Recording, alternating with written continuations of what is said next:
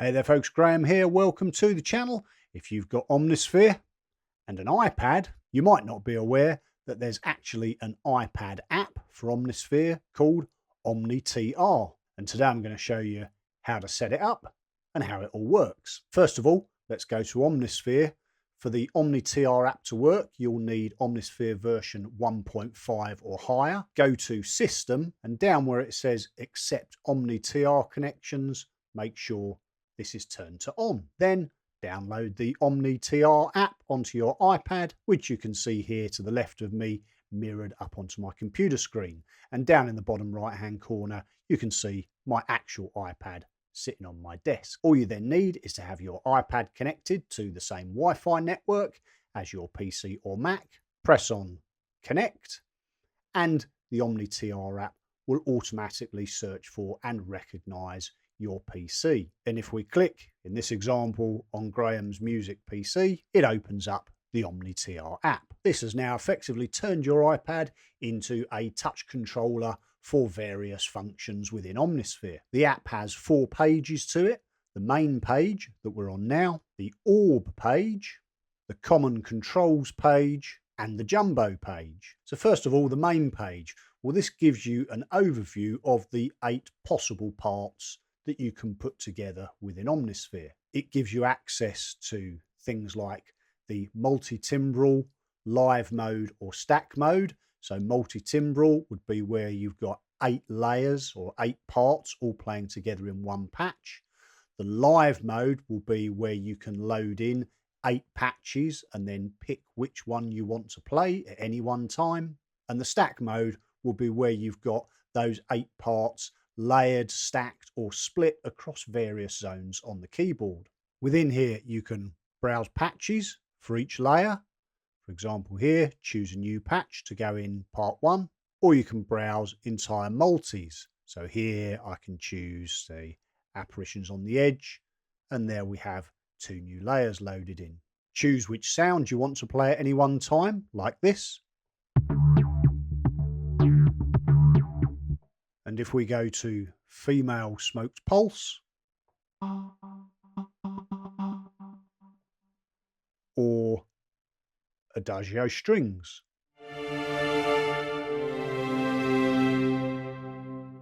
within here we can also latch sounds or arpeggiators. So for example, if I latch the first 4, I get this.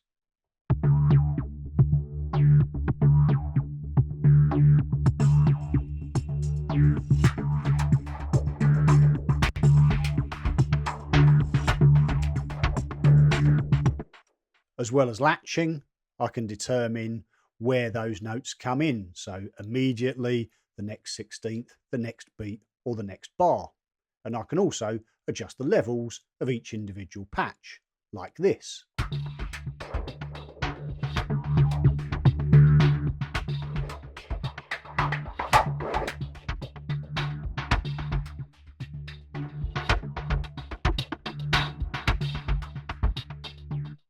As well as setting the levels for each patch in this screen, I can also hit this drop down and I can change various other things. So the faders will affect the panning, the auxiliary effects, the filters, and various other functions.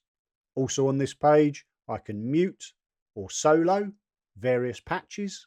And then if I've got a sequence playing, there is a stop all button, which will stop everything playing, like this.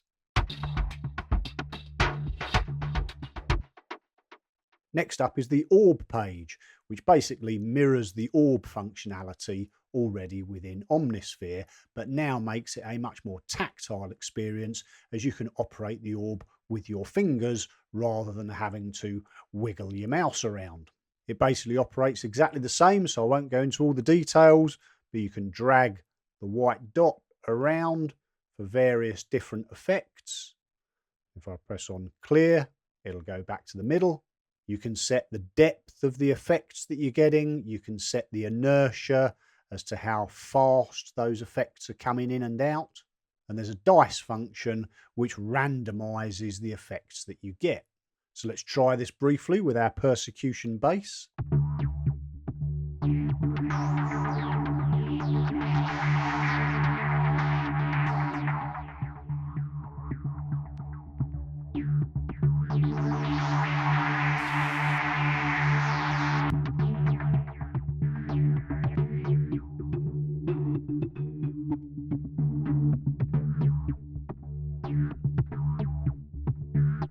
As you can see, you can get some very interesting effects there. It's a bit like the old joystick on a Korg wave station or something similar to that, but it's good fun to play around with and you can get some interesting results. Moving along, we have the Common Controls page. In here, you can choose any one of your individual patches out of the 8 that you may have loaded, and then you have hands-on control to various elements. So to start with here, we've got the mixer with level, pan, frequency cutoff and resonance, and the auxiliary effects. But if we click on the drop down here, we can also bring up faders for the filters. So we've got cutoff, resonance, envelope, gain, and then we've got the attack, decay, sustain and release. Or if we go to envelopes, we've got the attack, decay, sustain and release on the amp and the same on the filter. And if we go to combo, we've got a mix between volumes, effects, filter cutoffs, etc. There's a few other bits and bobs on here, like we can change the octave setting, so up to 2 octaves above or below. There's also, underneath the faders, a ribbon controller, so you can affect the pitch with the good old-fashioned ribbon controller, just like, say, a Yamaha CS80. And then finally, there's the jumbo page, and this is something that might come in useful if you're performing live on a dark stage and you don't want to be prodding at small icons. You can have these 8 big buttons on your iPad to choose your patches. So for example here, I've got my previous multi with 7 patches in it. I've set them up in the main page so that the first 6 patches are all latched. And now I can build this multi up, adding in layers as I go by hitting the big jumbo buttons.